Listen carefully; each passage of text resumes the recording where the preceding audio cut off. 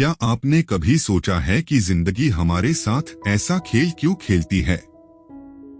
हम सब कुछ सही होने की उम्मीद कर रहे होते हैं, सब कुछ लाइन पर लग रहा होता है और अचानक एक ही झटके में सब बिखर जाता है। सिर्फ खराब नहीं होता बल्कि हालत बदतर हो जाते हैं। जहां दोस्तों की महफिल होनी चाहिए थी, वहां सिर्फ खामोशी बचती है। जहां राहें आसान होनी चाहिए थी, वहां एक ऐसी मोड़ आती है जहां आप बिल्कुल अकेले खड़े होते हैं। कोई नहीं होता, सिर्फ आप और आपकी परेशानियां। लेकिन असली दर्द तब होता है जब लगता है कि ऊपर वाला ना सिर्फ खामोश है बल्कि शायद वो ह्यूम सन ही नहीं रहा। अगर आज आपके दिल में ये सवाल है ना, तो अगले 2 मिनट मेरी बात को बहुत ध्यान से सुनिएगा, क्योंकि एक ऐसी सच्चाई है जो आपकी आंखें खोल देगी। हम अक्सर भूल जाते हैं कि जन्नत की सौएं भले ही सोने से चमकती होनी, पर जिस जमीन पर हम जी रहे हैं वो बिखरी हुई है। यहाँ एक ऐसा अंधेरा है जो हर पल आपके विश्वास को तोड़ना चाहता है। लेकिन सुनिए, हालत चाहे जो कहें, सच्चाई ये है कि यीशु आज भी तख्त पर है। वो कल भी जिंदा था, वो आज भी जिंदा है और वो आपसे बेहद मोहब्बत करता है। जब परेशानियां आती है तो हम सबसे पहले क्या करते हैं? हम प्रार्थना करना छोड़ देते हैं। हम बाइबल पढ़ना बंद कर देते हैं। हम सोचते हैं, जब खुदा मेरी सन ही नहीं रहा तो मैं क्यों कोशिश करूं? लेकिन क्या आप जानते हैं, जब आप पीछे हटते हैं तो आप अनजाने में दुश्मन के उस जाल में फंस रहे होते हैं जहां वो आपको हमेशा के लिए खामोश करना चाहता है। पर इसका तोड़ क्या है? यीशु ने खुद कहा था, हे बोझ से दबे हुए और थके हुए लोगों, मेरे पास आओ, मैं तुम्हें आराम दूंगा। पता है इसका मतलब क्या है?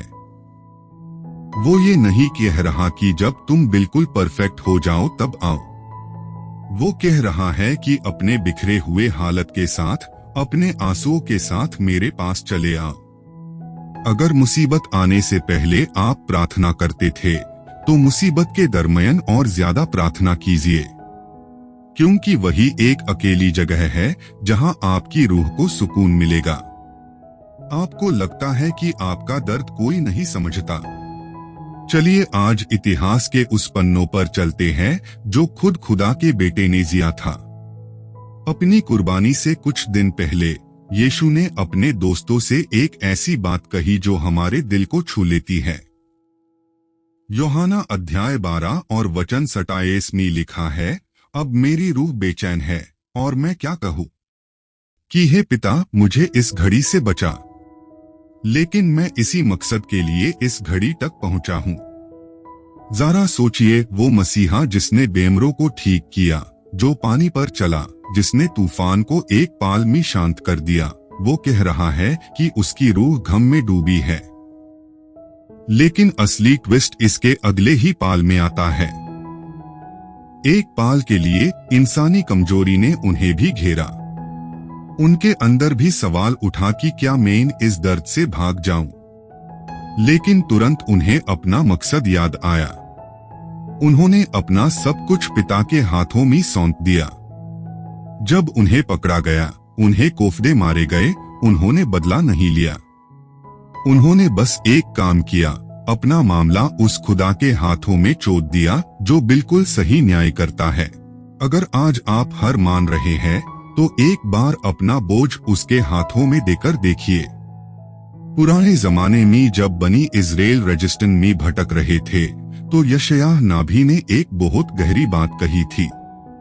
उन्होंने लिखा कि उनके हर एक दुख में खुदा खुद दुखी था।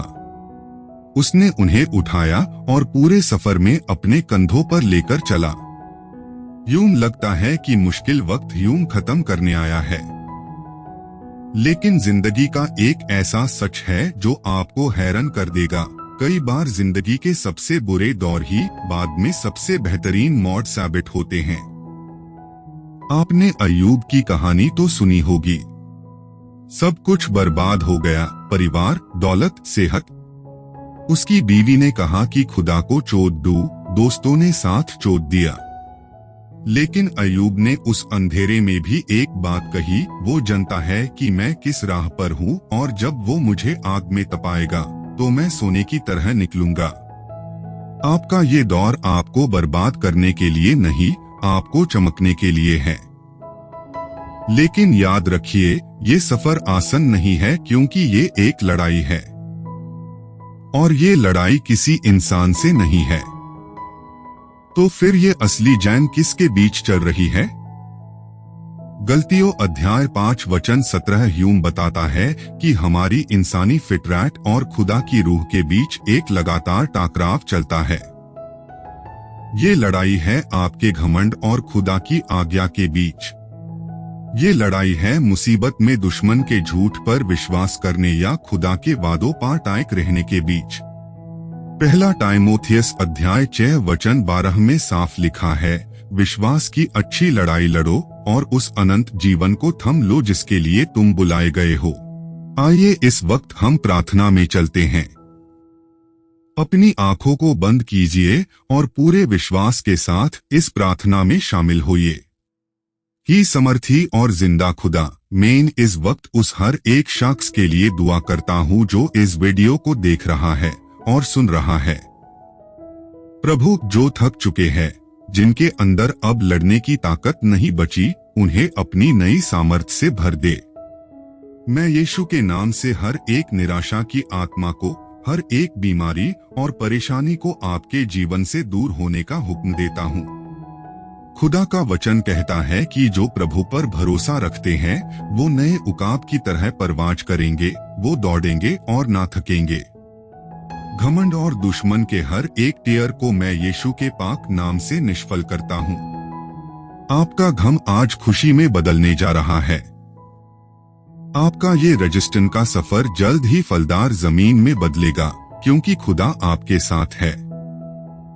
जो बीमार है उन्हें शिफा मिले, जो कर्ज में है उन्हें राहत मिले।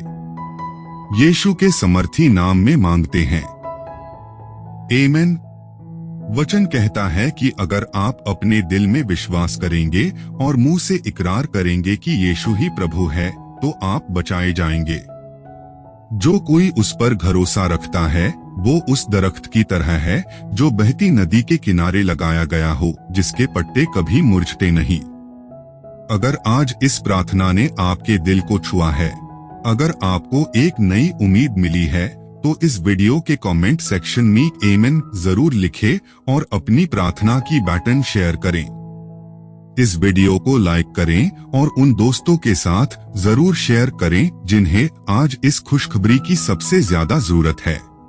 अगर यह वीडियो आपको अच्छा लगा तो लाइक एंड सब्सक्राइब जरूर करना।